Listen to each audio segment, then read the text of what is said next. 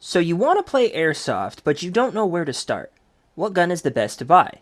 How expensive is it? What all do I need to play? Where can I play? These are all questions I plan to answer based on my own personal experiences. I've been playing Airsoft for almost 4 years now, and although that isn't as long as some people, it's more than enough time that I can give you a general rundown on how the game works and what you really need for a day of play. There are plenty of other videos that also talk about this subject, especially from people in the community who have been around a lot longer than I have, so feel free to do some more research before drawing any conclusions. This is going to be a simple yet effective all-you-need-to-know guide to get you understanding the different elements of Airsoft, what you need, and how to play.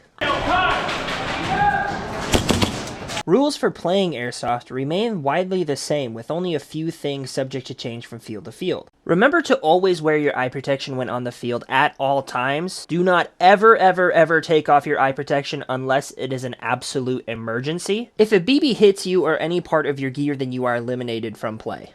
At some fields, if a BB strikes your gun, it does count as an elimination, and at others, it does not. Blind firing is never allowed, no matter what field you are at. Hey, do not do that. That is blind firing. We're not allowed blind fire? No, you're not allowed. What field have you been to where you're allowed to blind fire? Actually, every field. No field in history. Warfare. This is not modern day warfare. You're playing with toy guns. For now. Keep it that way, for all of our sake. Unless rules say otherwise, assume you can only fire your replica on semi-automatic. No full auto, no binary, no burst fire. This is especially true for rifle platforms. However, some fields allow submachine guns and other PDW classes to use full auto depending how they chrono. And we'll talk about that later. Most fields will do a large safety brief before any games are played to get everyone up to speed with their rules. It's good to listen because they will most likely answer any questions you have before you even have to ask them. This is also an appropriate time to ask questions if they don't cover something you are confused about. A lot of people you see who have played Airsoft for a longer duration of time tend to be decked out from head to toe, either impersonating a military faction or law enforcement agency, or wearing specialty team uniforms with sponsored logos and patches plastered all over them. Other YouTubers, especially ones who are sponsored by certain brands or companies, will have you under the impression that you need to buy certain guns or gear to have fun, but that isn't the case at all. Realistically, there are a few ways you can go about this. The absolute bare minimum you need to play a normal day of Airsoft is proper eye protection, a gun with a way to power it, and a mag full of BBs. Eye protection can range from minimalist glasses or goggles to full-sized paintball masks. It's good to note that at some fields, they will require players 17 and younger to wear full seal face protection, meaning either a paintball mask or a two-piece face protection such as goggles and a mesh mask. If you do want to buy your own gear, there are a lot of options that range from a minimal setup to the whole tactical experience. Whatever you get may depend on personal desires, desired gameplay styles, or even your budget. Just do not cheap out on your eye protection. It's also a good rule of thumb to never use mesh eye protection. The metal mesh can cause BBs to shatter and go into your eyes, and over time that mesh may dent and eventually break, allowing BBs to pass through.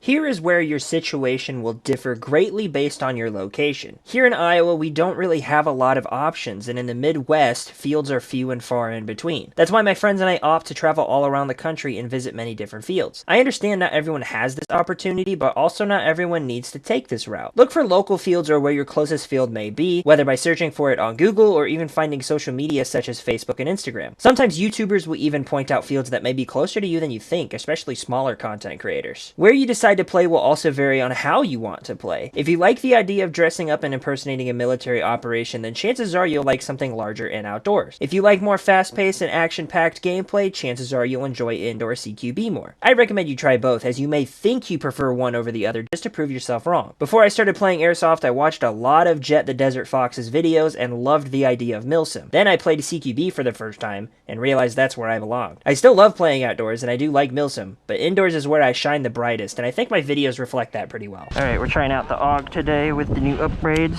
Before you go out and blow a whole paycheck on guns and gear, it is strongly recommended that you rent out gear from the field and try out Airsoft first. As fun as the game is, it's not for everyone, and sometimes people only realize that after dropping hundreds of dollars on a loadout and playing for the first time, just for it to be their last time. On average, a basic rental package costs between $20 to $30 and includes full seal face protection, an AEG with a high cap magazine, and about 1,000 BBs. Some fields may may offer more premium rental packages that cost more but give you extra accessories such as vests, flashlights and tracers for indoors, or even an upgraded AEG or HPA alternative. Rental gear does come with its advantages as well as disadvantages. For a day of play, you'll be looking around $50 total, about $25 for admission and $25 for the basic rental package, though prices are subject to change. These are just average from what I've experienced. For a one-time deal, that's not too bad. You get the bare minimum to go out and have fun. It can get pricey when you're buying that over and over again, and it can get a little bit pricey when you're purchasing rental gear for a group. However, some fields will offer packages that give you discount for buying multiple sets of rental equipment. The biggest downside is easily the quality of gun you are given. These guns are used and shared between dozens, sometimes even hundreds of people per year, and sometimes they are in rough shape. They're typically cheaper AEGs as well, meaning they do not perform as well as the average replica and are built with cheaper plastics. Also, if you don't know how a hop-up works or what that even is, you need to ask someone because that will make or break your experience. If you do decide to go down the route of buying your own gear, whether you've already played Airsoft and decide you like it, or you just wish to not wear something that has been on hundreds of other sweaty kids' faces, then you have to take into account two major factors. One being your budget and one being the field you will be playing at. First, figure out your budget. A good range to initially spend on a loadout may cost between $250 and $400. My first full loadout was $400, which included a gun,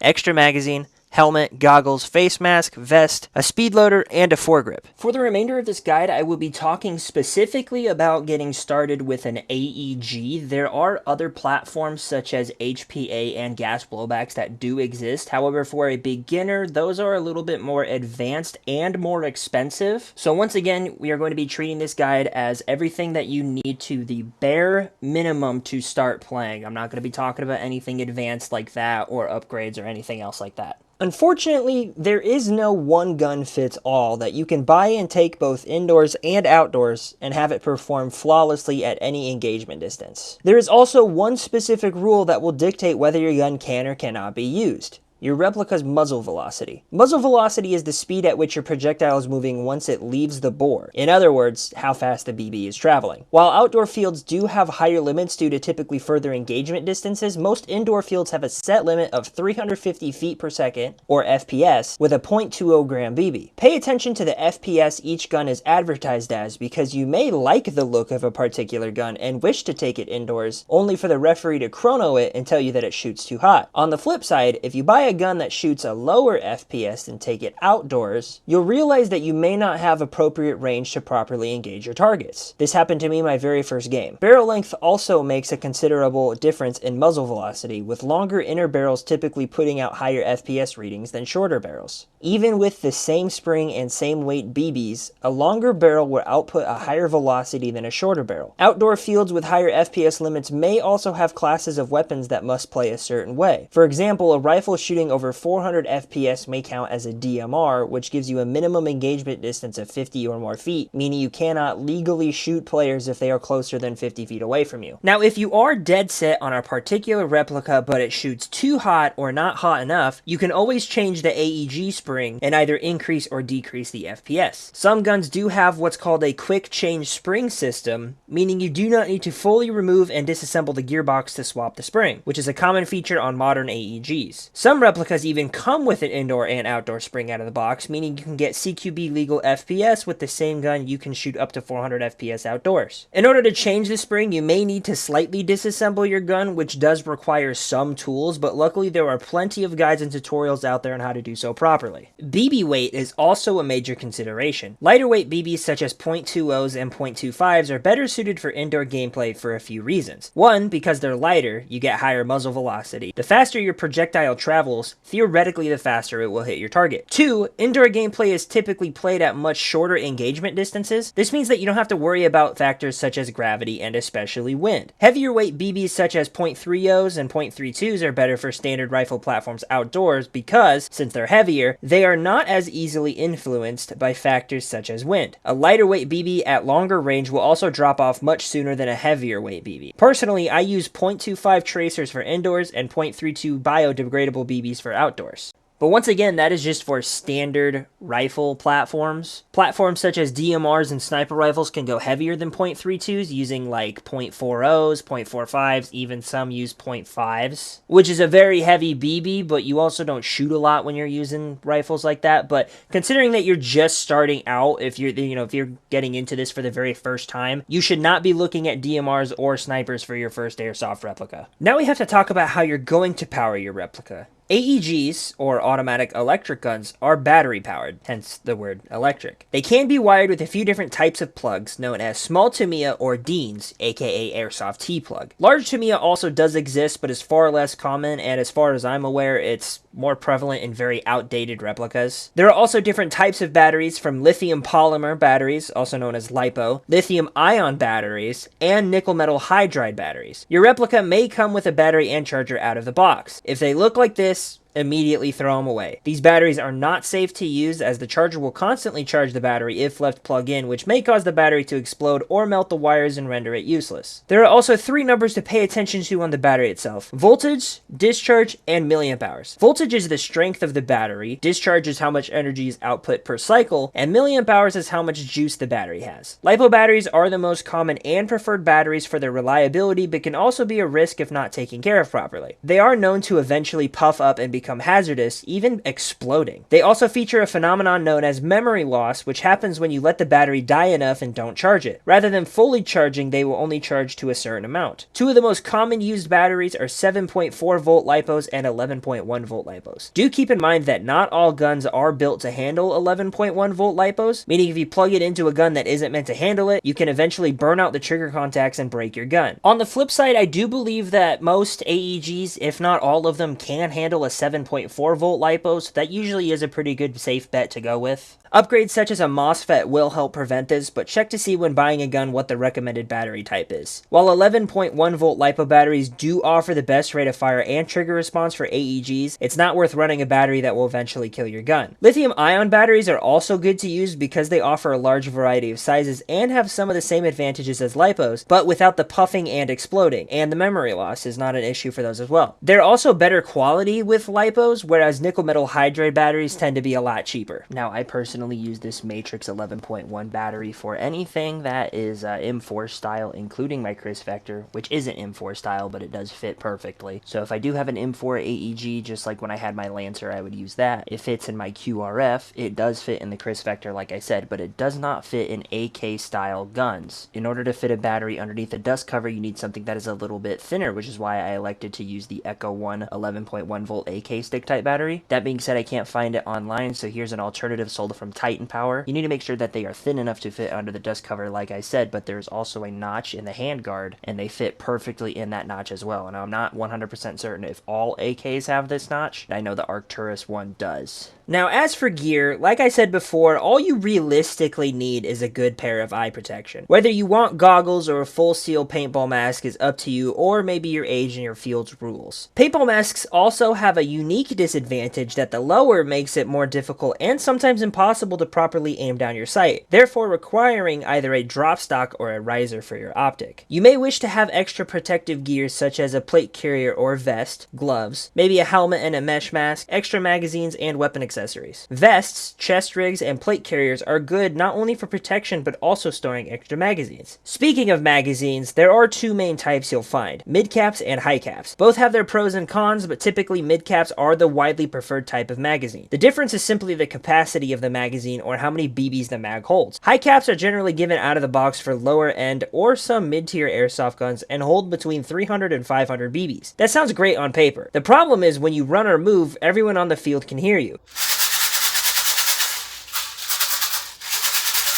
Commonly referred to as a tactical maraca, high-cap magazines are great for new players, which eliminates the needs to swap mags, but may also inadvertently give away your position. They're loaded via a reservoir, with a gear typically on the bottom of the mag that needs to be wound up every so often to feed the BBs into the follower. Mid-cap magazines have the disadvantage of needing to be loaded with a separate tool, known as a speed loader, which can range in price for as low as $5 and up to $80 or more. I made a video about different kinds of speed loaders, you should go watch it. Midcaps also hold significantly less ammo per mag, some as low as 80 and others such as the PTS EPM1 mags holding 250. Opposite of the high cap magazine, a mid-cap magazine offers a significant advantage in being silent, meaning no matter how much you shake it or how much you are moving around, players will not hear your mags rattling.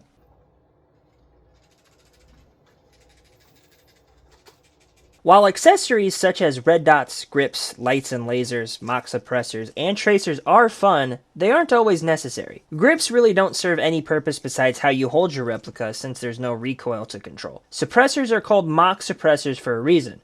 They don't actually do anything. Lights are helpful for dark environments if you play indoors, but will also give away your position. The same can be said for tracer units. However, some people like not to use tracers indoors and instead use just flashlights. Flashlights will still highlight the trajectory of your BB, but give you the advantage of A, being able to turn it off and on when you desire, and B, the BB does not stay lit after the light is turned off, assuming you aren't using tracer BBs. In some fields, lasers are banned and cannot be used at all. Your budget may not allow you to get a lot of accessories, if any, and that's totally fine. Focus on getting a replica that you are happy with and proper face protection, a battery and a smart charger, BBs, and then go from there. That's all you actually need to play. The rest is mostly cosmetic. The more you play, the more you'll find out what suits your playstyle and what doesn't, and you may find that a lot of the accessories you first bought you don't like using as much. I have an entire bag of attachments and accessories that I bought thinking I would like, just to eventually ditch them. So the TLDR is don't cheap out on your eye protection. Pay attention to what field you plan to play at and what their FPS limits are so your gun doesn't shoot too hot or not hot enough. Make sure you get the right battery and a smart charger to elongate the life of your replica and battery. Take into account your budget and plan for any extra gear you may want, but don't overdo it. Sometimes less is more. Oh, thank you. Now, there are a lot of products out there, and with there being a lot of products, there's also a lot of brands. So let's talk about some brands to look forward to and some brands to avoid when purchasing your first loadout. As much as it pains me to say, when looking for your first airsoft gun, you should look for an M4 platform or replica that's either a version 2 or version 3 gearbox. M4s and AKs are widely popular not only for their reliability, but also their aftermarket support. If something in them breaks, there are dozens of parts from dozens of companies to replace them, ranging from cheaper and more basic replacements to expensive top-of-the-line upgrades. Good brands to look out for as your first gun include Arcturus, G&G, E&L, LCT, KWA, specifically their KWA original line. Elite Force also makes decent replicas for decent prices, though while some are good, some aren't, like the UMP.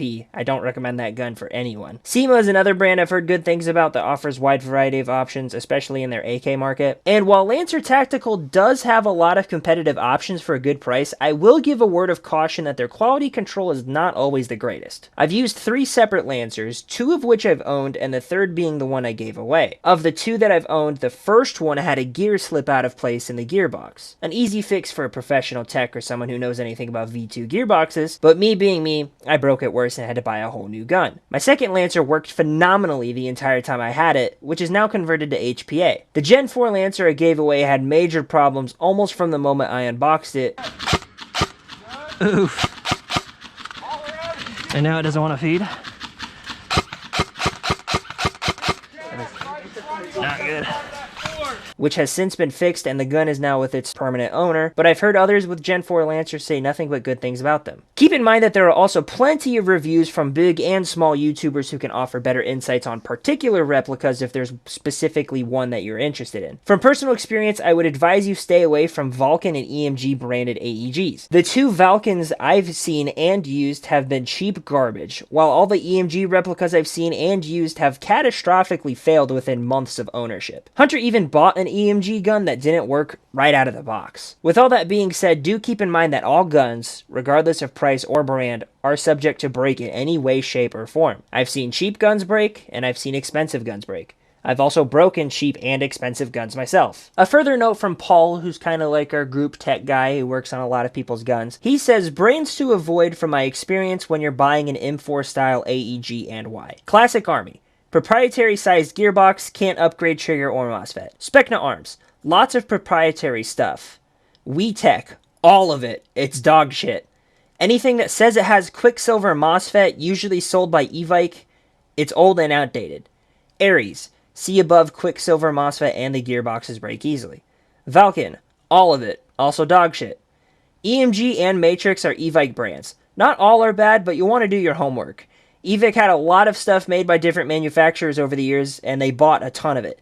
They love to ship that stuff in mystery boxes and never update the description on 5 to 10 year old guns that may have been good back then. My first AEG was the Elite Force Competition UMP-45. With a version 3 gearbox, theoretically this gun can be upgraded any way you wish. The problem with this particular replica is that A, there were no threads on the barrel, meaning no muzzle attachments such as tracers, and B, the hop-up is proprietary, meaning you cannot replace it or upgrade it at all. While having a different style replica is fun and unique on the field, using proprietary parts for your first AEG limits you on your ability to upgrade your replica down the line, as well as chances the possibility that that part may break, which you won't easily be able to find online, and trained techs may not even know how to replace the part even if you do find it. There may also be very little information online on how to do this yourself from YouTube tutorials or other online threads. Just to give you guys an example of what your shopping cart might look like, I've thrown together a couple of loadouts. Some of them are a little bit cheaper, one of them is a little bit more expensive, just to give you a range of what you want to look for and what you're going to be looking at in terms of price. Also, I am using Evike for this. I'm not at all affiliated or sponsored by them. I just wanted to use their website because they're really easy to navigate and it's what I mostly personally use. If you have the option to buy locally, that would probably be the best thing for you to do because then you can try out certain gear and stuff that fits and see what you like, see what you don't like. So here's the cheapest of the few loadouts that I built. For $285, you get a gun with a magazine, a smart charger, and a battery, full seal paintball mask, and BBs. The gun comes with a high cap magazine, so you don't need to worry about getting a speed loader, and you're going to have 300 rounds at your disposal at all times once that mag is loaded. The battery and smart charger mean that you are going to be able to power your replica and power it for longer. That smart charger is going to make sure that your battery is safe. You're not going to have to worry about it puffing up or exploding on you when it's charging. The face mask here is very basic, however, it will do the job for a brand new player. It also covers your entire face, which means if you're younger, you can use it, and if you're a little bit older and you want to worry about covering more of your face, you can wear it as well. And then I got some .25 gram BBs in there, assuming that this is going to be more of an indoor build. This gun does shoot about 340 to 360 FPS, so maybe it shoots a little bit too hot for indoors. But if you take it outdoors, you can easily replace the 2.5s for something like 2.8s or even 3.0s. Something else you can look for when purchasing your first AEG are bundles. As you see here, you get the SEMA AK-74U with a 7.4 LiPo and smart charger included in the box for $223 as it's currently on sale. With the battery and the charger included, you do not have to worry about purchasing those separately, so you can move on to buying your eye protection and your BBs. In this instance, I decided to throw on a $25 pair of goggles, and I did throw on .25 gram BBs, but given the weapon's higher muzzle velocity, you're going to want to run something more like 3.0s. Overall, this loadout is a little bit cheaper than the last one as well. However, you are missing out on lower face protection, which means your mouth and especially your teeth are at risk of getting shot. This next loadout I've built here is a little bit on the crazier end. As you see, it is over $530, and that's not including a battery because the specific battery I wanted to show for this is out of stock. So in total, it's going to cost just about $565, but you get a really nice gun, you get a really nice smart charger, you get a chest rig to hold extra magazines, which I've included as well, and a speed loader because you will need that. You get lower face protection, a pair of goggles, and a helmet. And then for this loadout, you'd want to buy something on the heavier BB side, anywhere from .28s at the lowest all the way up to 3.2s is what I would recommend. And I did not include the BBs in this price. However, if I were to, you would be going from about $565 to about $585, depending on what brand you bought and how many BBs you bought, as well as the weight.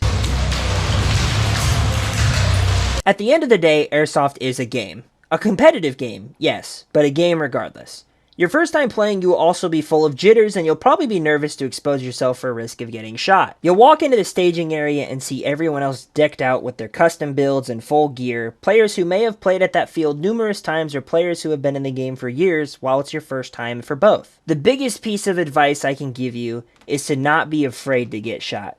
It stings, and depending where you get hit, it can hurt. It can draw blood, it'll swell up and bruise, and you may feel sore at the end of the day. But I encourage you to get over that fear of getting shot and run out there and have fun. Do not be afraid of the better players. While they may light you up in game, try to learn from them. Watch how they play the game, from how they manipulate their guns to how they peek corners, how they breach rooms, and how they communicate. As the old saying goes, steel sharpens steel. So playing both with and against better players will ultimately make you a better player over time. Do keep in mind, expensive does not always mean better. I have owned cheaper replicas and expensive replicas, and out of every gun I've owned, my most reliable one that never broke down on me was the second cheapest one that I owned. That's not to say that a more expensive replica won't be worth the money, but you do not need to buy a $400+ gun to compete. These days, guns around the $200 to $250 price point are becoming extremely competitive both in specs and performance. Try to keep your gun up as much as possible. When your gun is down, your guard is down, and you may get shot up. That's not to say you should always have your gun up, because your arms will definitely get tired, but understand that most times an enemy player won't be too far away from you. The more you have your gun down, the less chance you have to shoot back. Call your hits, not someone else's. I may sound hypocritical saying this, considering I use my run cam to call out people for not calling their hits, but 9 times out of 10 when you think you hit someone, you either didn't, or you hit them on a part of their gear that they wouldn't feel, such as a mag pouch or a loose part of clothing. Even if someone does deliberately not call a shot, if you put another 2 or 3 in them, they'll likely call it after that. Despite what you see on the internet, very, very, very rarely will you run into players who deliberately cheat by constantly not calling their hits, and trying to start fights or arguments with other players. If you are having a real issue with someone, mention it to a referee or field staff. Don't take matters into your own hands. I will say, however, that sometimes the staff will not be as helpful as they should be. If the staff refuse to do anything about the problem, or they say they can't do anything about it, then I suggest you don't play at that field anymore. While they may not be directly encouraging wrong behavior, if they don't do anything about it, they inadvertently allow it to happen. Do keep in mind that, yes, while it does only take one BB to eliminate a player, most times you'll shoot several rounds at a time. You may hit someone 2, 3, 4, even 5 times.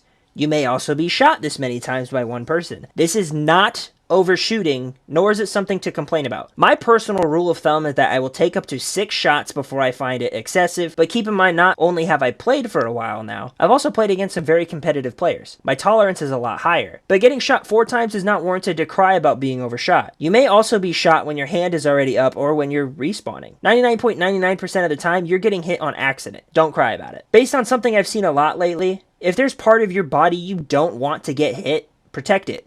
It is your job to protect yourself as you see fit, meaning if you decide not to wear a cup and as a result you get shot in the nuts, you can't be mad at the player for shooting you. That's literally the objective of the game. You decided against protection, so that's on you. However, if someone is deliberately aiming for sensitive spots such as that, then they're an asshole and shouldn't be playing at all. Wear whatever the hell you want. You don't need accurate camos or real gear to have fun playing Airsoft. Wear what's comfortable and what works best for you. Only in situations like milsim or professional competitions does uniform really matter, neither of which you will likely be doing for your first Airsoft trip. Learn how to clean your inner barrel and perform basic maintenance on your replicas. A clean inner barrel will keep your BB shooting straight, and on top of that, learn how to adjust your hop up. I mentioned that earlier. Learn how to do it. You're talking shit for someone in cum shot distance. Whoa. Do keep in mind that everything I mentioned here is based on my own personal experiences while playing. I'm not a professional, nor am I the only person you should take advice from, but I figured I would make this video because these were all questions I had when I started playing and never found a good video that explained everything. Airsoft overall is a very welcoming community, and you can choose to be as involved in it as you wish. Some people just like playing casually, others compete professionally, and some people enjoy teching on guns more than actually playing with them. Over time, you'll learn your playstyle and what guns and gear work for you and what doesn't, and like me, I'm sure you'll meet some new and great friends along the way. So I hope you guys did enjoy this video. Please leave a like and comment what you think down below. If you do have any questions that were not covered in this video, feel free to post them in the comments as well. Or you can head over to my Instagram page and shoot me a DM. My DMs are open, so you can message me anytime you want, and we can chat about whatever you want. Our first trip of the year, we are heading back to Northern Ohio to revisit MK Medina and Odin's Paradise. I'm super excited to show you guys gameplay from that. Also, I did mention the Instagram page. I'm going to plan for 2026 to start uploading a lot more on my Instagram, which is going to include a lot more of the vlog style stuff that I posted in like previous videos. So rather than putting it on YouTube, if you want to see that, it's going to be exclusive content on the Instagram. It's nothing super fancy or exciting, I'm sure, but who knows? I might get something funny in there every once in a while. Anyways, this has been like half an hour of me yapping, so I'm going to let you guys go. I'll see you in Ohio.